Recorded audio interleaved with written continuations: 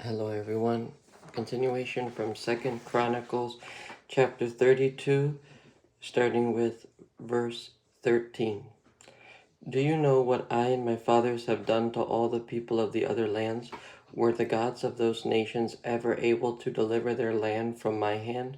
Who of all the gods of these nations that my fathers destroyed has been able to save his people from me? How then can your God deliver you from my hand? Now do not let Hezekiah deceive you and mislead you like this. Do not believe him, for no God of any nation or kingdom has been able to deliver his people from my hand or the hand of my fathers. How much less will your God deliver you from my hand? Sennacherib's officers spoke further against the Lord God and against his servant Hezekiah.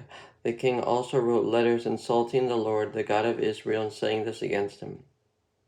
Just as the gods of the peoples of the other lands did not rescue their people from my hand, so the God of Hezekiah will not rescue his people from my hand. Then they called out in Hebrew to the people of Jerusalem who were on the wall to terrify them and make them afraid in order to capture the city.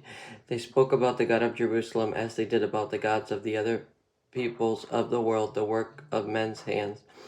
King Hezekiah and the prophet Isaiah, son of Amos, cried out in prayer to heaven about this. And the Lord sent an angel who annihilated all the fighting men and the leaders and officers in the camp of the Assyrian king. So he withdrew to his own land in disgrace. And when he went into the temple of his God, some of his sons cut him down with the sword. So the Lord saved Hezekiah and the people of Jerusalem from the hand of Sennacherib, king of Assyria, and from the hand of all others. He took care of them on every side. Many brought offerings to Jerusalem for the Lord and valuable gifts for Hezekiah, king of Judah. From then on, he was highly regarded by all the nations. Hezekiah's pride, success, and death.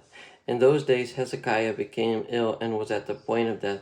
He prayed to the Lord, who answered him and gave him a miraculous sign. But Hezekiah's heart was proud, and he did not respond to the kindness shown him. Therefore the Lord's wrath was on him and on Judah and Jerusalem. Then Hezekiah repented of the pride of his heart, as did the people of Jerusalem. Therefore the Lord's wrath did not come upon them during the days of Hezekiah. Hezekiah had very great riches and honor, and he made treasuries for his silver and gold, and for his precious stones, spices, shields, and all kinds of valuables. He also made buildings to store the harvest of grain, new wine and oil, and he made stalls for various kinds of cattle and pens for the flocks. He built villages and acquired great numbers of flocks and herds, for God had given him very great riches.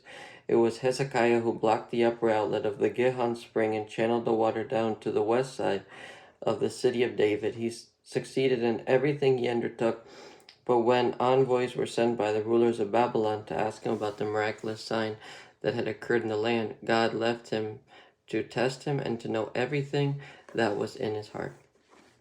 That's the ending of 2nd Chronicles chapter 32, ending in verse 31.